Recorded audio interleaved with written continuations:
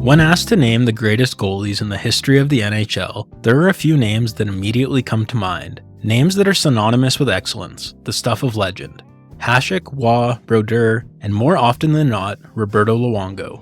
But there's one thing the first three possess which Luongo lacks. One accomplishment that, upon achieving it, places a goalie among the truly elite. The Vezina Trophy. How could it be possible that Roberto Luongo, the fourth winningest goalie in NHL history, a man who maintained a .919 save percentage over 1,044 games, never won the Vezina Trophy in his 19-season, first ballot Hall of Fame career? I mean, seriously, you're telling me that Jim Carrey has one, but Bobby Lou doesn't? In order to fully appreciate this oversight, we need to reflect on how incredible Luongo's career truly was.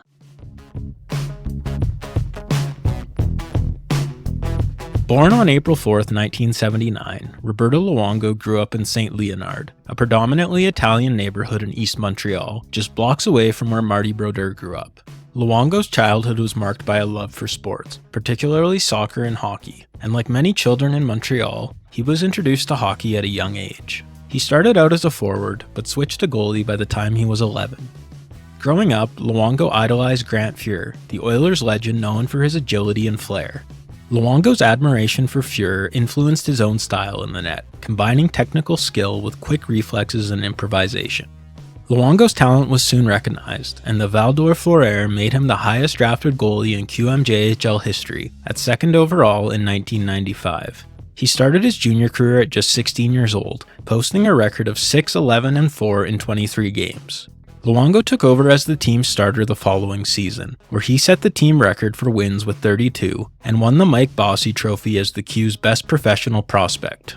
When Luongo put on a show at the 1997 CHL Top Prospects game, Don Cherry compared him to Ken Dryden, and the head of NHL Central Scouting called him a future franchise goalie.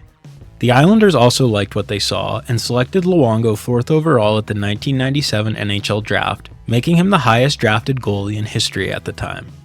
He returned to junior after his draft year, where he went 33-19 and tied the QMJHL record for shutouts with 7. Luongo was even better in the playoffs, leading the Four to their first President's Cup championship and their first appearance in the Memorial Cup. The Islanders expected Luongo to take over as their starting goalie for the 1998-99 season, but after he struggled at training camp, they sent him back to Val d'Or. It ended up being a great move for Luongo, who was named the best goaltender at the 1999 World Juniors, and won his second straight President's Cup after being traded to the Acadie Bathurst Titans partway through the season. Luongo finished his QMJHL career with the all-time record in playoff games with 56, and playoff wins with 38. After his outstanding junior career, Luongo turned pro with the Islanders' AHL affiliate, the Lowell Lock Monsters, in 1999 to 2000. It didn't take long for the Islanders to summon Luongo to the parent club. His early performances solidified him as the Islanders' starter over Felix Potvin, and Luongo finished the season with a .908 save percentage and a record of 7-14-1 on an abysmal Islanders team. In the offseason, the Islanders surprised the hockey world by drafting goaltender Rick DiPietro 1st overall. The selection displaced Luongo as the highest drafted goalie in NHL history, and the Islanders' goalie of the future. As a result, Islanders GM Mike Milbury traded Luongo to the Panthers, along with young center Olli Jokinen, in exchange for Mark Parrish and Oleg Kvasha. The deal is still seen as one of the worst trades in NHL history, as Luongo and Jokinen became stars in Florida.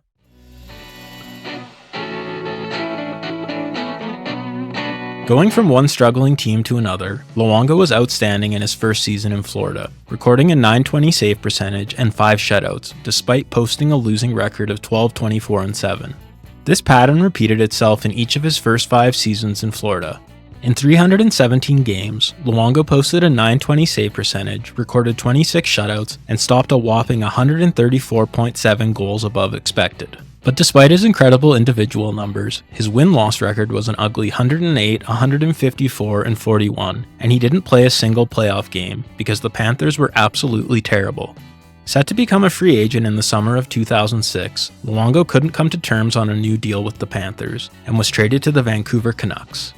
His outstanding play continued, but now he was surrounded by enough talent to start having team success.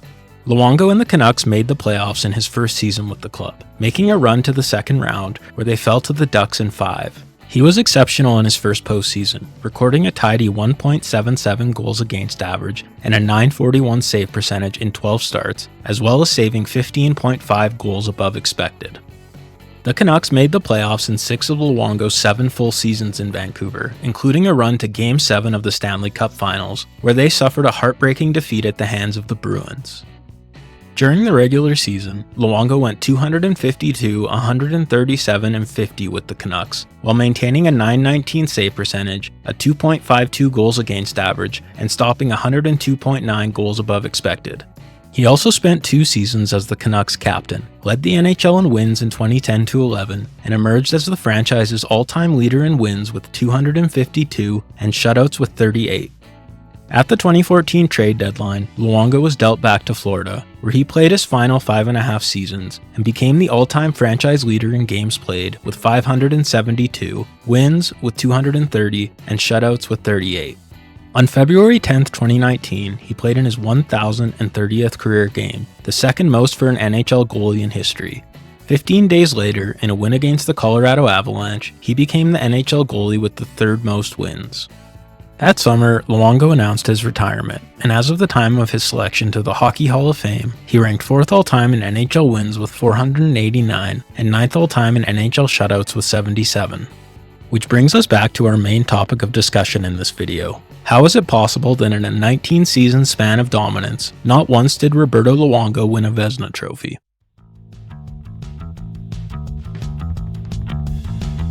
Let's start by taking a look at what the Vezina actually is.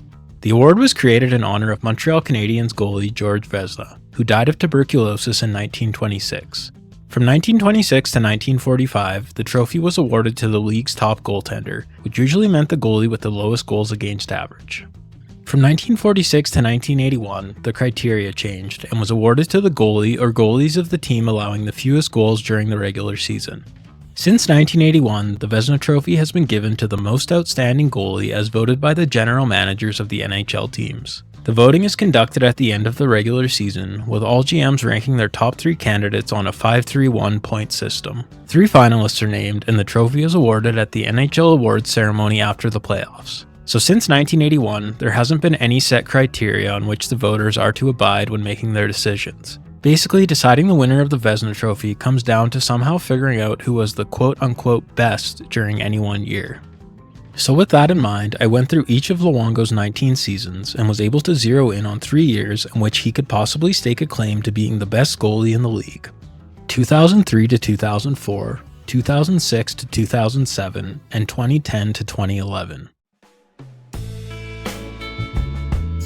In 2003 to 2004, Devils legend and future Hall of Famer Marty Brodeur was in the second year of a historic run, in which he collected 4 Vezina trophies over the span of 5 seasons. 2003 to 2004 was also the first year in which Roberto Luongo finished in the top 3 of Vezina voting, coming in 3rd. Here's how they compare statistically. As you can see, Brodeur has Luongo beat in goals against average, shutouts, and points percentage, while Luongo has the edge in save percentage. But there are 2 numbers in particular I want to highlight here: goals saved above expected and goalie point shares. As you can see, Luongo made 38 more saves above expected than Brodeur did and contributed 8 more points to his team's point total. So if Luongo made way more saves that he had no business making, contributed more to his team's success, and also had a better save percentage, why didn't he win the Vezina? Well, if you look at the Eastern Conference standings, you'll see that the Panthers finished 25 points behind the Devils, who were perennial contenders and were coming off their 3rd championship in 9 years. In contrast, the Panthers missed the playoffs for the 6th time in 7 years, and were in the midst of a stretch that would see them miss the playoffs for 10 seasons in a row. When you consider that, alongside the fact they played in South Florida, they were about as irrelevant as it gets. Plus at the time, goals saved above expected and goalie point shares were highly unconventional stats. So in an era when the Devils were front page news, wins were king, and goalies were judged by the overall success of their teams, Brodeur was the voters' favorite. Nowadays, voters put less emphasis on things like wins and goals against average, and more emphasis on save percentage and goals saved above expected, in acknowledgement that goalies can't control the teams in front of them. Because of this, I believe that if today's GMs had to choose between Marty Brodeur's and Roberto Luongo's 2003 to 2004 performances, they would pick Luongo as the winner.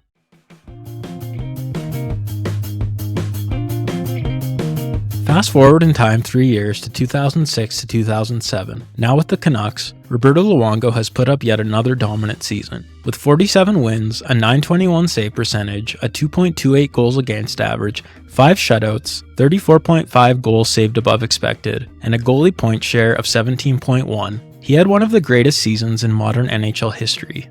But one goalie was a tiny bit better, and that goalie was, you guessed it, Marty Brodeur. Brodeur won the Vezina, and this time, he deserved it.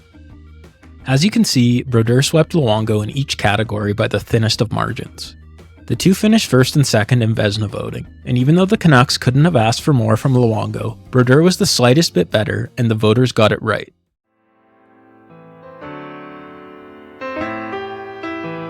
Which brings us to 2010 to 2011, when a 36-year-old goalie named Tim Thomas, with a wildly unorthodox style, turned what should have been Luongo's dream season into a nightmare. Not only did Thomas lead the Bruins past Luongo's Canucks in Game 7 of the 2011 Stanley Cup Finals, he also took home the Conn Smythe as playoff MVP and, you guessed it, beat out Luongo in the race for the Vezina Trophy.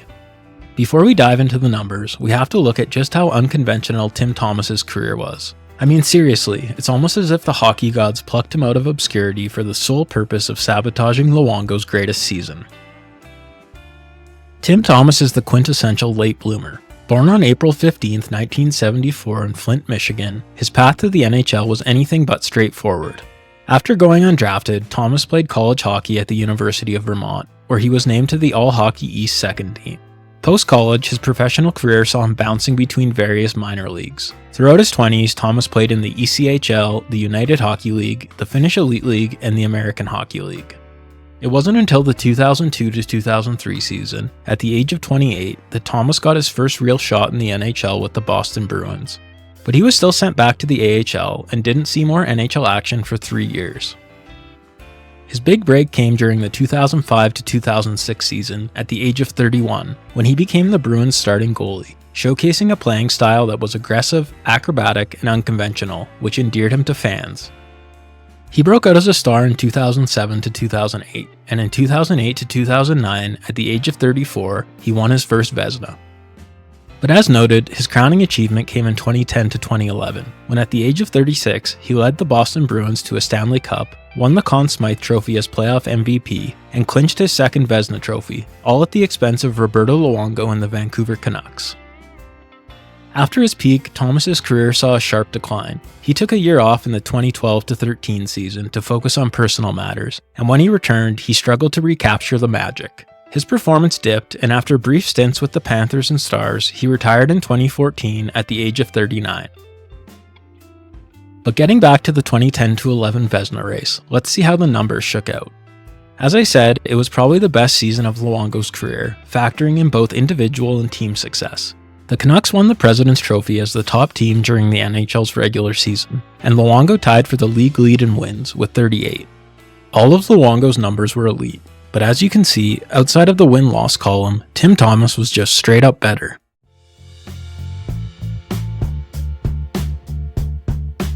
So we've arrived at the conclusion that Roberto Luongo, despite never having won a Vezina Trophy over the course of his career, had a strong case in both 2006 to 2007 and 2010 to 2011, and was outright robbed of one in 2003 to 2004.